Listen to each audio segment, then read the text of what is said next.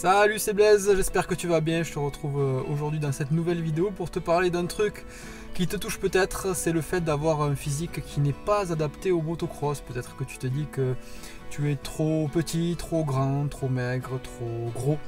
Voilà, on va parler de ça aujourd'hui dans cette nouvelle vidéo.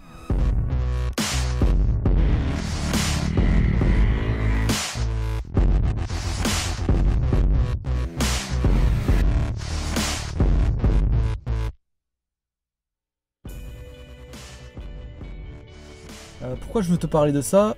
Tout simplement parce que je pense qu'il y a beaucoup de personnes qui se disent qu'ils ne réussissent pas à progresser parce qu'ils ont un physique qui n'est pas adapté, parce qu'ils ne sont pas prêts physiquement.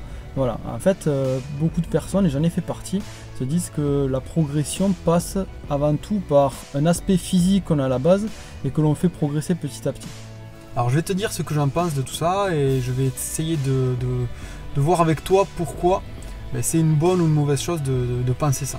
Alors ce que je peux te dire par rapport au fait que tu as un physique qui est peut-être pas adapté, c'est tout simplement qu'on fait un sport qui est fabuleux par rapport à ça, contrairement à d'autres sports qui sont exclusivement physiques. Nous on a une partie physique, une partie technique, une partie mentale et même une partie réussite qui entre en compte dans les courses ou dans les résultats des courses. Donc si tu penses que ton physique n'est pas adapté au sport que tu es en train de faire, c'est-à-dire au motocross, dis-toi que l'être humain, il essaie toujours de trouver une raison face à l'échec. Et probablement, souvent, on essaie de se voiler la face et de trouver des raisons qui sont inadaptées par rapport aux causes qui nous amènent vers l'échec. Si tu veux que je te donne des exemples de sportifs avec des physiques un petit peu atypiques qui ont réussi à atteindre le haut niveau, je peux t'en donner plusieurs.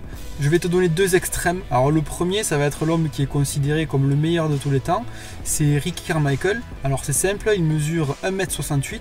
Lorsqu'il a commencé le motocross, il avait un physique qui n'était pas adapté à ce sport. Il était assez enrobé, on va dire.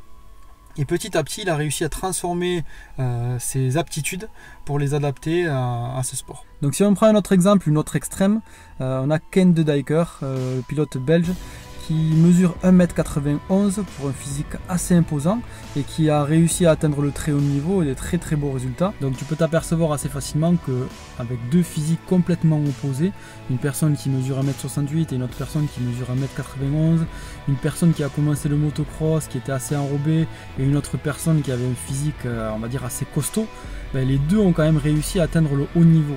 Donc on peut dire que le fait de ne pas avoir un physique d'entrée prédisposé ne pose aucun problème pour réussir dans ce sport.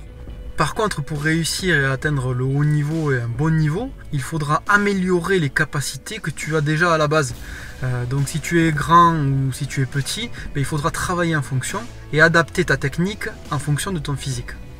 Donc si tu veux atteindre de très très gros résultats dans ce sport, il va falloir que le travail que tu fournis, c'est-à-dire la qualité et la quantité du travail que tu fournis, soit en adéquation avec les objectifs que tu veux atteindre. Voilà, donc plus d'excuses pour ne plus progresser dans ce sport. Il va te falloir juste une qualité, une quantité de travail nécessaire et une dose de motivation pour progresser chaque jour et progresser durablement.